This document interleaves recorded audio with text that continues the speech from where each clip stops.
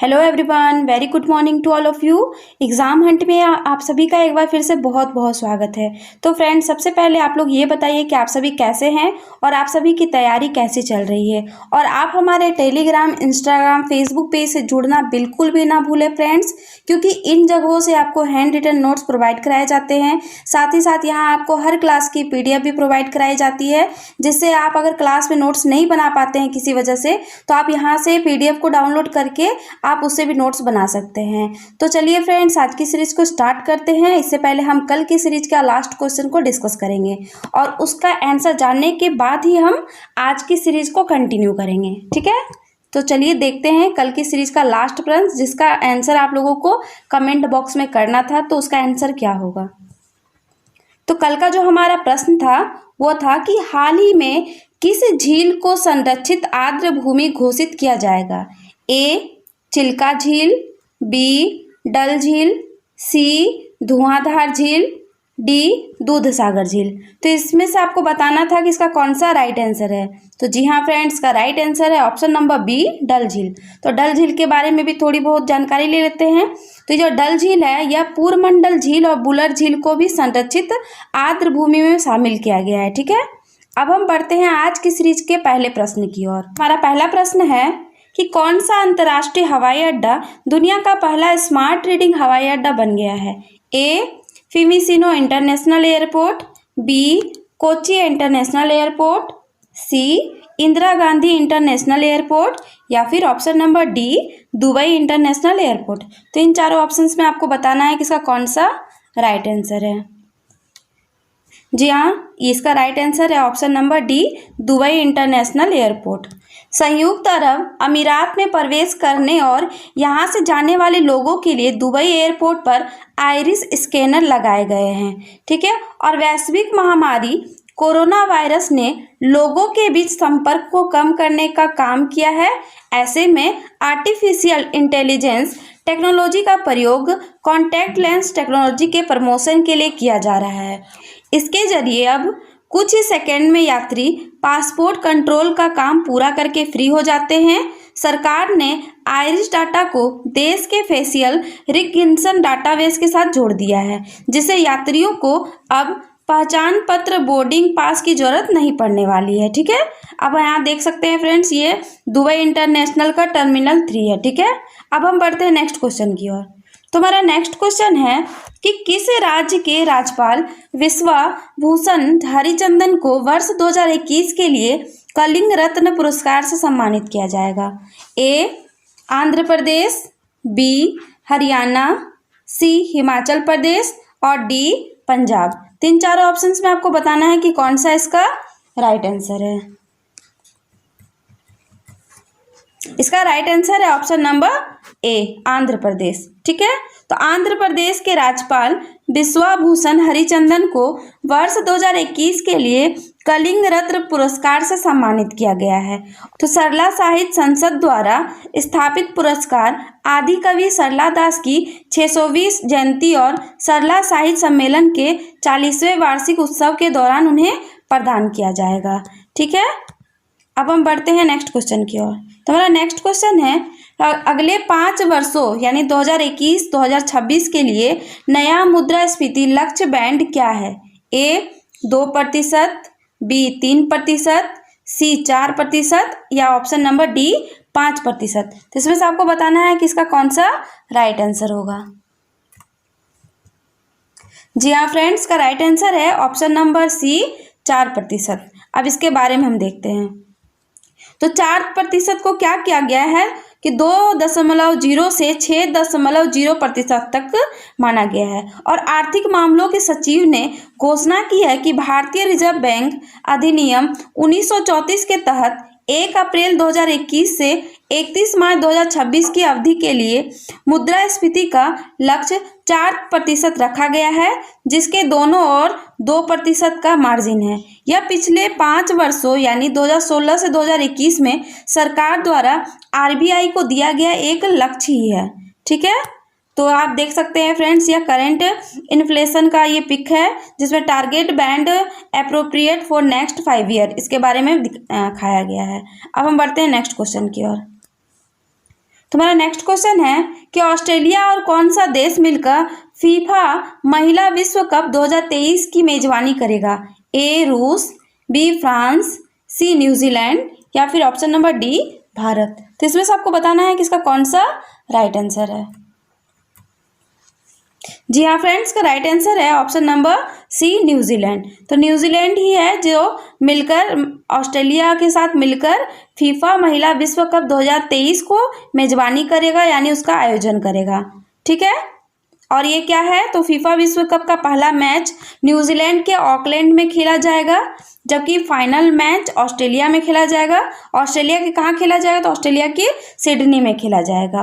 और इस विश्व कप में पहली बार 32 टीमें भाग लेगी। अभी फीफा अवार्ड की है। ठीक है, अब हम बढ़ते हैं नेक्स्ट क्वेश्चन की ओर।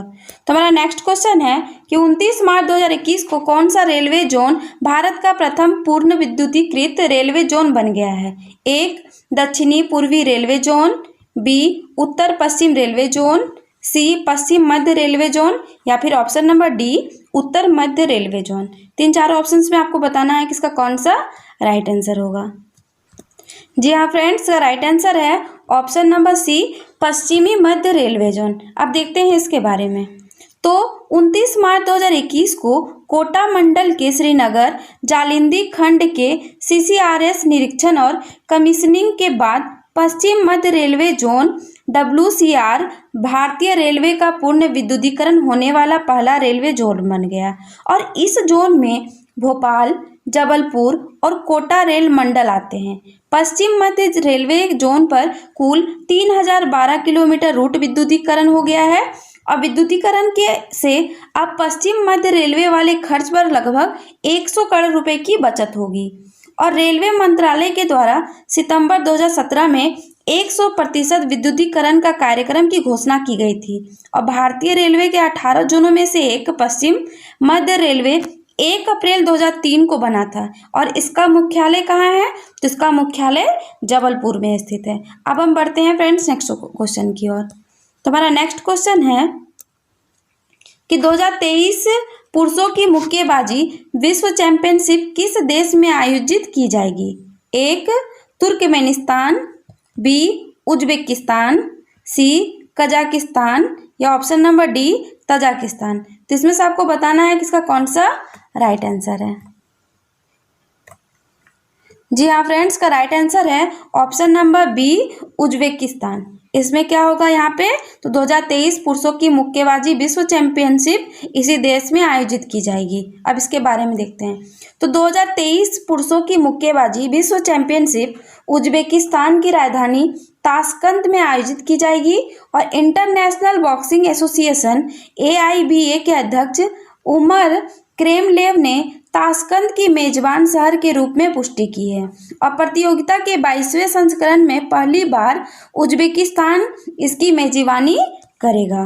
तो ठीक है, इसके बारे में हम जान गए। तो इसके बारे में जानने के बाद हम अब नेक्स्ट क्वेश्चन की ओर आगे बढ़ते हैं। हाल ही में विश्व का सबसे बड़ा जलमग्न न्यूट्रिनो टेलीस्कोप किस झील में स्थापित किया गया है? ए विक्टोरिया झील में, बी बैकाल झील में, सी सुपीरियर झील में या फिर डी लड़ागो झील में। तो इसमें से आपको बताना है कि कौन सा इसका राइट आंसर होगा। जी हाँ फ्रेंड्स, का राइट आंसर है ऑप्शन नंबर बी बैकाल झील में। अब इसके बारे में हम जानते हैं कि क्या है ये। तो हाल ही में रूसी वैज्ञानिकों द्वारा साइबेरिया में स्थित दुनिया की सबसे गहरी झील बैकाल झील के पानी में बैकाल GBT नामक विश्व का सबसे बड़ा जलमग्न न्यूट्रिनो टेलीस्कोप स्थापित किया गया है। और यह विश्व के सबसे बड़े 3 न्यूट्रिनो डिटेक्टर्स में से एक है। अन्य 2 न्यूट्रिनो डिटेक्टर्स दक्षिणी ध्रुव पर स्थापित आइस क्यूब तथा भूमध्य सागर में स्थापित एंटेयर्स है। इसका उद्देश्य न्यूट्रिनो नामक दुष्प्राय मूलभूत अणुओं के बारे में विस्तार से अध्ययन करना तथा उनके संभावित स्रोतों का पता लगाना है। ठीक है फ्रेंड्स, अब हम देखते हैं कि यह जो न्यूट्रिनो टेलीस्कोप है वो क्या है। तो ये न्यूट्रिनो टेलीस्कोप है फ्रेंड्स। अब हम बढ़ते हैं नेक्स्ट क्वेश्चन की ओर। तो हमारा नेक्स्ट क्वेश्चन है कि भारत का पहला 14 लेन वाला एक्सप्रेसवे कौन सा है जिसको अप्रैल 2021 को आम जनता के लिए खोल दिया गया है? A Agra Lucknow express, B Delhi Gurgaon express, C Delhi Meerut express और D Mumbai Nagpur expressway. तो इनमें से आपको बताना है कि कौन सा इसका राइट आंसर होगा। जी हाँ फ्रेंड्स, इसका राइट आंसर है option number C Delhi Meerut express way. ठीक है, अब इसके बारे में हम जानते हैं। तो भारत का पहला 14 लेन वाला दिल्ली मेरठ एक्सप्रेस वे को उसके शेष हिस्सों यानी फेज 2 और फेज 4 को पूरा करने के बाद 1 अप्रैल 2021 को आम जनता के लिए खोल दिया गया है। दिल्ली मेरठ एक्सप्रेसवे 96 किलोमीटर लंबा है। इसमें कुल 14 लेन है और इस एक्सप्रेसवे से मुजफ्फरनगर, सहारनपुर, हरिद्वार, देहरादून से दिल्ली आने वाले लोगों का सफर में आसानी होगी। ठीक है, अब दिल्ली मेरठ एक्सप्रेसवे में कुल 4 चरण है। दिल्ली मेरठ एक्सप्रेसवे का 14 किलोमीटर लंबा पहला चरण दिल्ली के अक्षरधाम से यूपी गेट तक और 22 किलोमीटर लंबा तीसरा चरण डासना से हापुड़ तक पहले ही आम जनता के लिए खोला जा चुका था। ठीक है, अब देखते हैं ये जो लेन है ये दिल्ली मेरठ की जो एक्सप्रेसवे लेन है। ठीक है, अब हम बढ़ते हैं नेक्स्ट क्वेश्चन की ओर। तो हमारा नेक्स्ट क्वेश्चन है कि किस राज्य में कोविड-19 के बढ़ते मरीजों को देखते हुए 10 जिलों में रात का कर्फ्यू लागू होगा। ए तमिलनाडु, बी ओडिशा, सी केरल, डी गोवा। तो इसमें से आपको बताना है कि इसका कौन सा राइट आंसर है। जी हाँ फ्रेंड्स, का राइट आंसर है ऑप्शन नंबर बी ओडिशा। अब इसके बारे में हम थोड़ी बहुत जानकारी लेते हैं।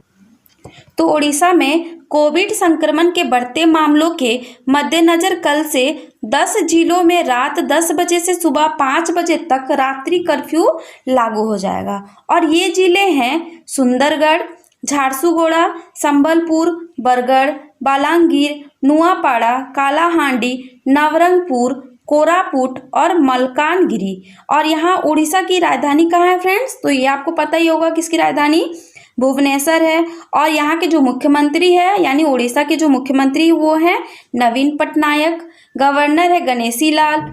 लोकसभा में कितनी सीटें हैं? तो लोकसभा में 21 सीटें हैं, राज्यसभा में 10 सीटें हैं और विधानसभा में 143 सीटें हैं। और यहाँ की जो प्रमुख नृत्य है वो है ओडिसी, छऊ, मयूर और कोयल। और यहाँ की जो मंदिर है वो कोणार्क का सूर्य मंदिर है। और राष्ट्रीय पार्क सिमलीपाल, भितरकनिका ये आदि प्रमुख हैं। और MRSAM मिसाइल का सफलतापूर्वक परीक्षण ओडिशा में ही किया गया है।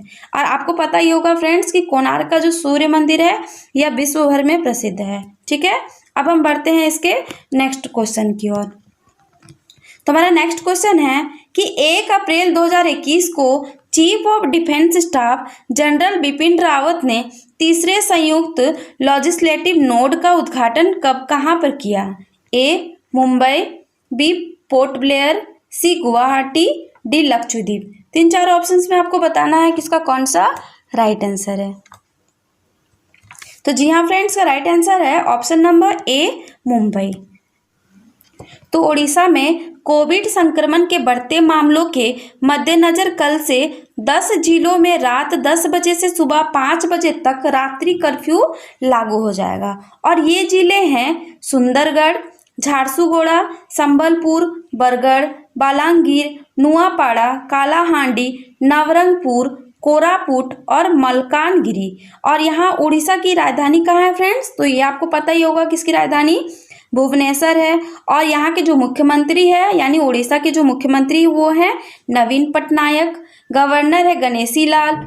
लोकसभा में कितनी सीटें हैं? तो लोकसभा में 21 सीटें हैं, राज्यसभा में 10 सीटें हैं और विधानसभा में 143 सीटें हैं। और यहाँ की जो प्रमुख नृत्य है वो है ओडिसी, छऊ, मयूर और कोयल। और यहाँ की जो मंदिर है वो कोणार्क का सूर्य मंदिर है। और राष्ट्रीय पार्क सिमलीपाल, भितरकनिका ये आदि प्रमुख हैं। और MRSAM मिसाइल का सफलतापूर्वक परीक्षण ओडिशा में ही किया गया है। और आपको पता ही होगा फ्रेंड्स कि कोणार्क का जो सूर्य मंदिर है यह विश्व भर में प्रसिद्ध है। ठीक है, अब हम बढ़ते हैं इसके नेक्स्ट क्वेश्चन की ओर।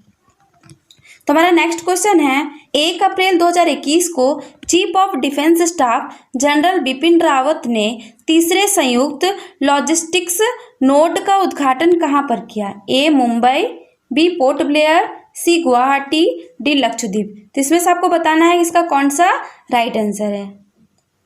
तो जी हाँ फ्रेंड्स, का राइट आंसर है ऑप्शन नंबर ए, मुंबई। अब देखते हैं इसके बारे में। तो भविष्य में होने वाले सभी युद्धों को एकीकृत रूप से तीनों सेवाओं द्वारा लड़ा जाएगा। हमारे सशस्त्र बलों द्वारा इस प्रकार के अभियान के सफलतापूर्वक संचालन के लिए आवश्यक है कि उन्हें युद्ध के सभी स्तरों पर साउंड लॉजिस्टिक नोट सपोर्ट प्रदान किया जाए। इस उद्देश्य से chief of defence staff general Bipin Rawat ने 1 अप्रैल 2021 को नई दिल्ली से वीडियो कॉन्फ्रेंसिंग के माध्यम से मुंबई में तीसरे संयुक्त लॉजिस्टिक्स नोट की शुरुआत की और सेवाओं को समर्पित किया। यह JLN सशस्त्र बलों को उनके छोटे हथियारों, गोला बारूद, राशन, ईंधन, जनरल स्टोर के सामान, असैन्य लोगों का परिवहन, विमानन, लिबास और अन्य सामानों के लिए एकीकृत लॉजिस्टिक्स कवर प्रदान करेगा और उनके अभियानों के प्रयासों के बीच तालमेल के लिए इंजीनियरिंग सहयोग भी प्रदान किया जाएगा। ठीक है फ्रेंड्स, अब हम बढ़ते हैं नेक्स्ट क्वेश्चन की ओर। तो जो हमारा नेक्स्ट क्वेश्चन है, ये हमारा आज का लास्ट क्वेश्चन है फ्रेंड्स। तो हमारा जो आज का लास्ट क्वेश्चन है, इस प्रश्न का उत्तर आपको क्या करना है, तो कमेंट बॉक्स में देना है। तो इस आज का प्रश्न है कि प्रतिवर्ष अंतर्राष्ट्रीय खदान जागरूक दिवस कब मनाया जाता है। ऑप्शन नंबर ए 1 अप्रैल, ऑप्शन नंबर बी 2 अप्रैल, ऑप्शन नंबर 3 अप्रैल या फिर ऑप्शन नंबर 4 अप्रैल। तो इनमें से आपको बताना है कि इसका कौन सा राइट आंसर है। तो फ्रेंड्स, आप हमारे साथ जुड़े रहें, इसके लिए आपका बहुत बहुत धन्यवाद। और अगर आप नए लर्नर्स हैं तो हमारे चैनल को सब्सक्राइब करें, बेल आइकन को प्रेस करें। इससे क्या होता है फ्रेंड्स, इससे आपको आगे आने वाली हर वीडियो की नोटिफिकेशन टाइम पर मिल जाती है। और आप अगर हमारे सोशल मीडिया हैंडल से नहीं जुड़े हैं तो आप हमारे टेलीग्राम चैनल, फेसबुक पेज और इंस्टाग्राम पेज से जुड़ सकते हैं। और यहाँ से जुड़ने के लिए आपको इसकी जो लिंक है आपको नीचे डिस्क्रिप्शन बॉक्स में मिल जाएगी फ्रेंड्स, जिसके थ्रू आप डायरेक्ट इन चैनलों से जुड़ सकते हैं। और यहाँ पे आपको hand written notes, PDF, quiz, बहुत चीज़ें प्रोवाइड कराई जाती हैं जिससे आपको बहुत हेल्प मिलती है। तो फ्रेंड्स, हमारे साथ जुड़े रहने के लिए आपका बहुत बहुत धन्यवाद। और आप को हो सके तो इस वीडियो को और बाकी वीडियो को भी अपने दोस्तों के साथ ज़्यादा से ज़्यादा शेयर करें। Thank you friends, thank you for watching.